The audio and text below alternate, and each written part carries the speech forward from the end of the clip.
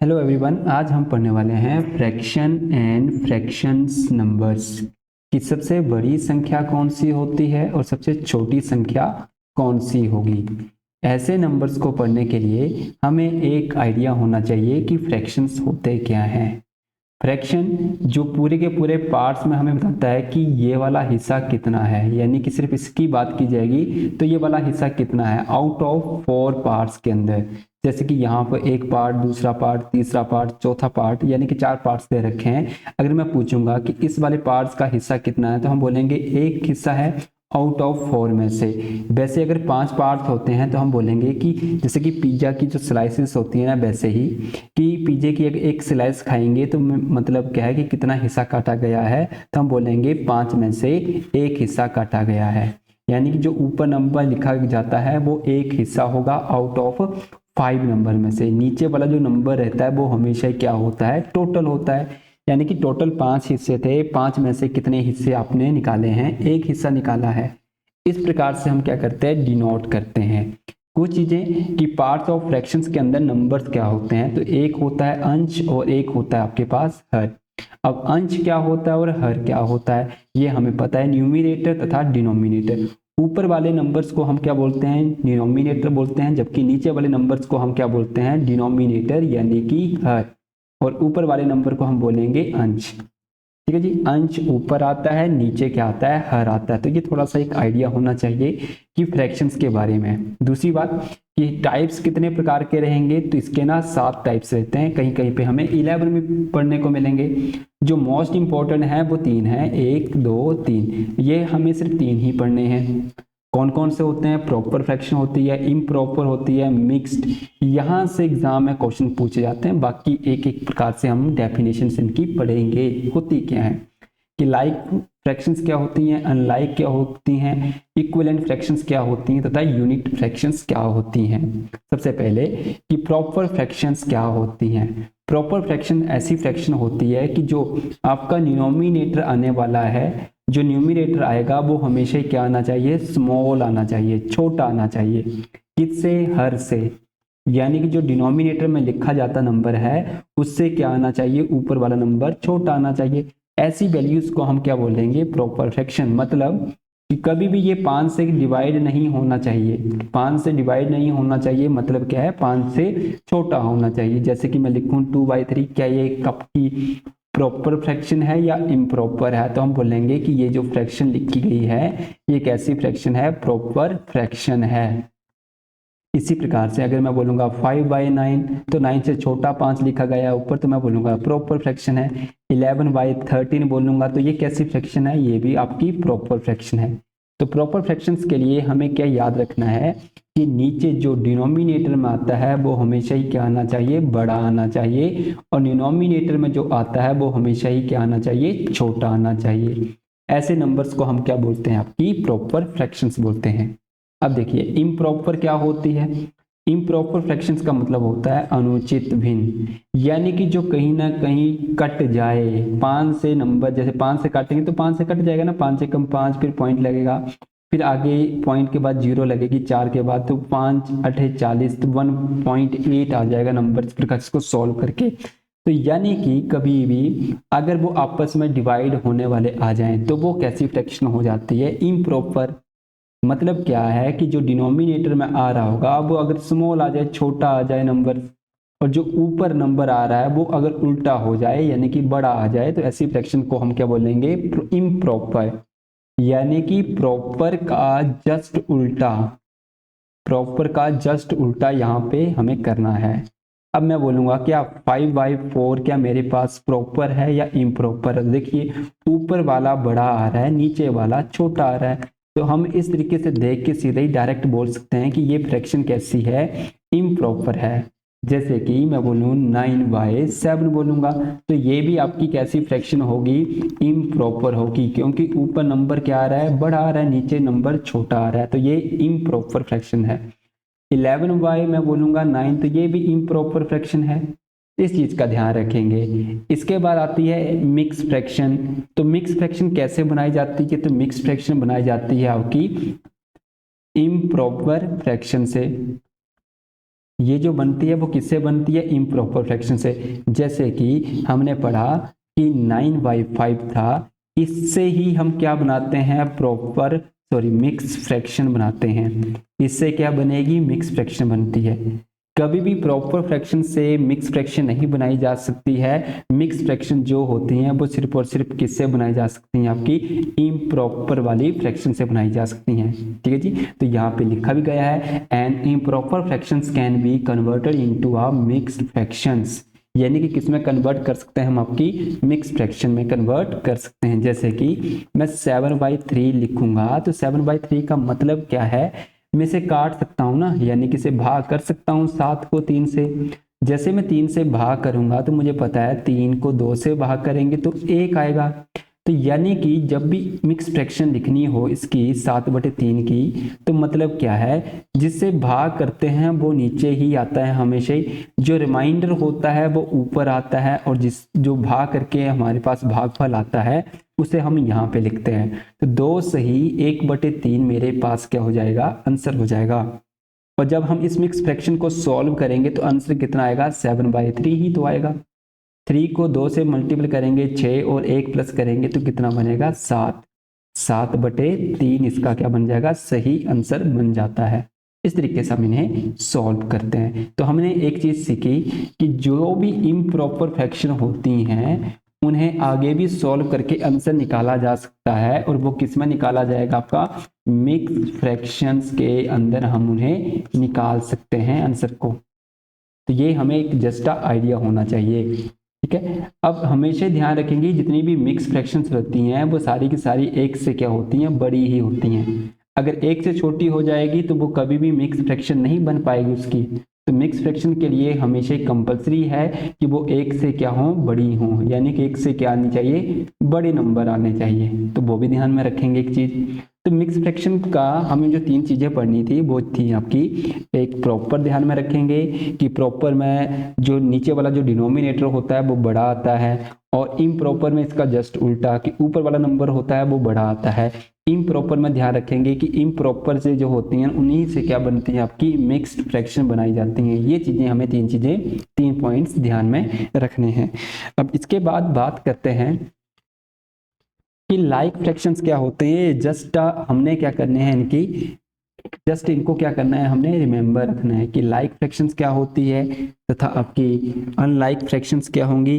ये सारी नंबर्स हमें क्या करने हैं, थोड़े से रिमेंबर रखने हैं। देखिए, लाइक फ्रैक्शन का मतलब होता है सभी जिनको काट के क्या आए, बिल्कुल सेम ही आंसर आए, वो होती हैं जैसे कि समान भिन्नों की तरह हों जो नंबर, यानी कि यहाँ पर भी 2 आ रहा है, यहाँ पर भी 2 आ रहा है, यहाँ पर भी 2 आ रहा है, यहाँ पर भी 2 आ रहा है, यानी कि इन सभी को देखूंगा तो ये सारी की सारी क्या है, आपकी लाइक फ्रैक्शन है, यानी कि समान भिन्न है, जिनके भिन्न क्या हों, जिनको भिन्नों के जो हर होंगे वो क्या होंगे, समान होंगे, वही होती हैं। जैसे यहाँ पर भी 10 है, यहाँ पर भी 10 है। ऐसे क्वेश्चंस में हमें हमेशा ही क्या पूछा जाता है कि बड़ा कौन है तथा छोटा कौन है, इस तरीके से बनते हैं। तो वो हम आगे सीखेंगे भी। सबसे पहले तो हमें आइडिया रखते हैं कि फ्रैक्शंस होते कितने टाइप्स के हैं।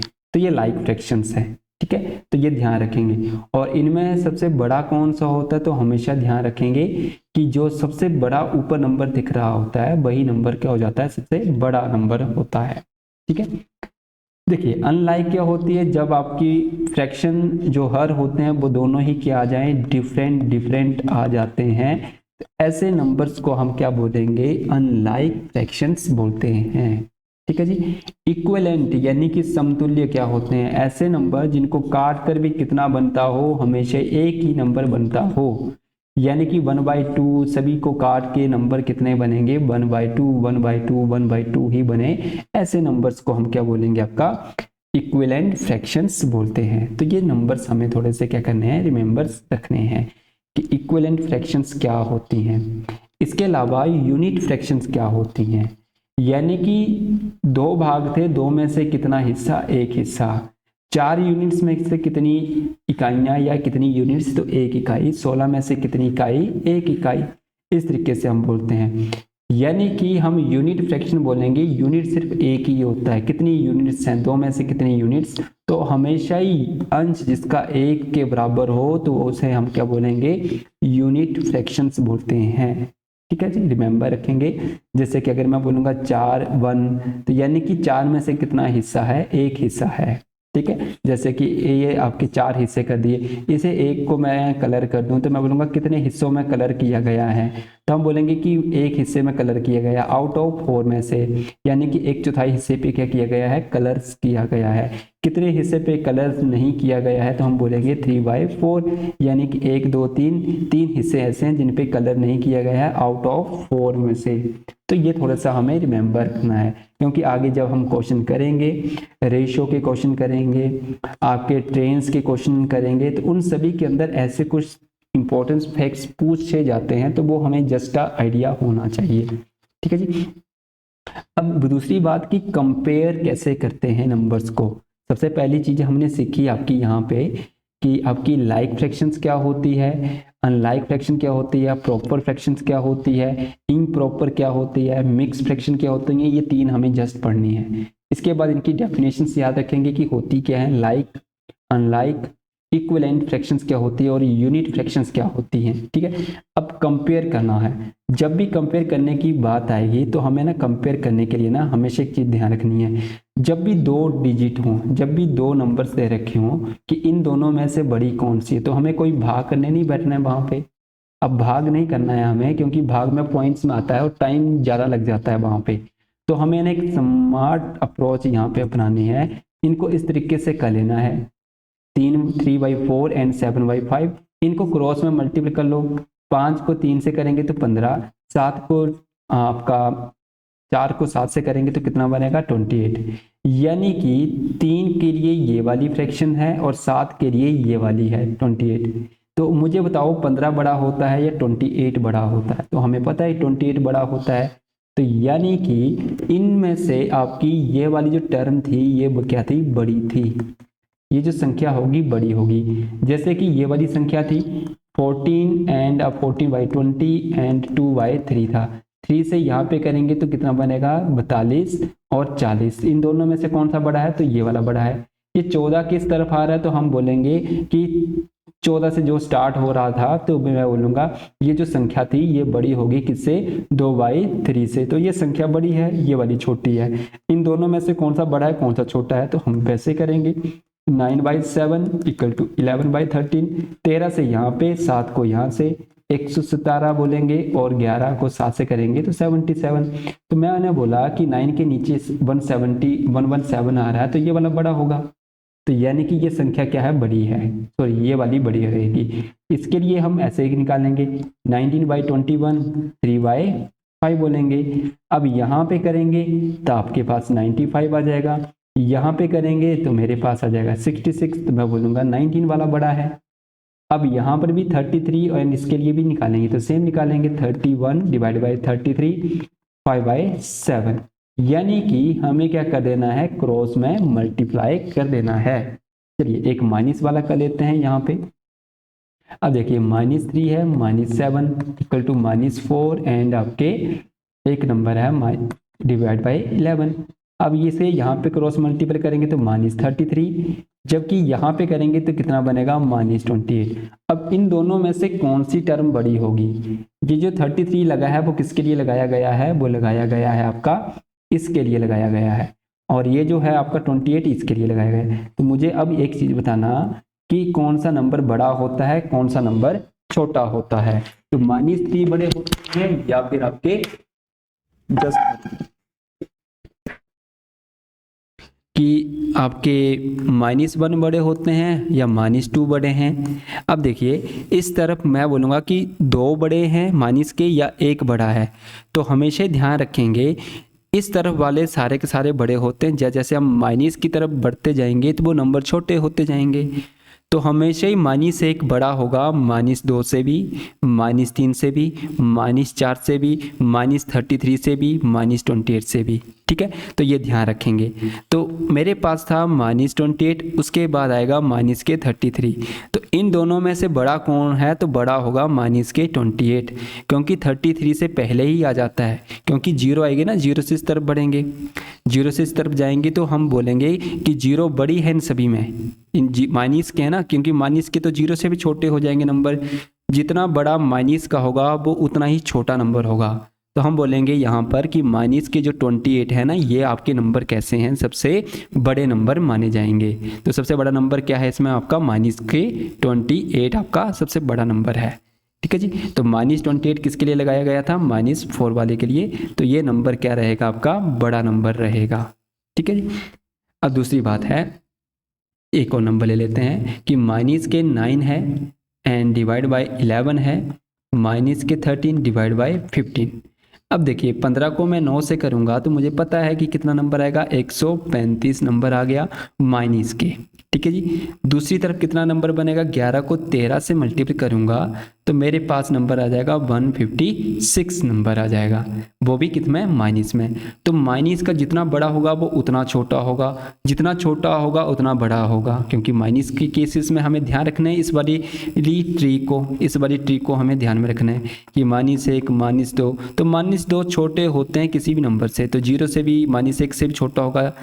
तो ठीक है, तो -135 जो होगा वो बड़ा होगा किससे, माइनस के 156, ये बाद में आएगा माइनस का 156। तो यानी कि ये जो बना माइनस के 135 वो बना 9 से। तो बड़ी टर्म कौन सी है इसमें से, ये वाली बड़ी है। ठीक है, इस तरीके से हमें कंपेयर करने होते हैं जब भी दो फ्रैक्शंस आती हैं, इस चीज़ का हमें ध्यान रखेंगे। इसके बाद जितने भी नंबर रहेंगे उन्हें हम सीखेंगे कल कि किस तरीके से सबसे बड़ी संख्या कौन सी रहती है इन नंबर्स में, छोटी संख्या कौन सी रहेगी, और आपके इन नंबर्स में कि 15/16, 19/20, हम इनमें मेथड सीखेंगे कि किस तरीके से हम इन्हें लगाते हैं आंसर। चलिए ठीक है, ओके, थैंक यू।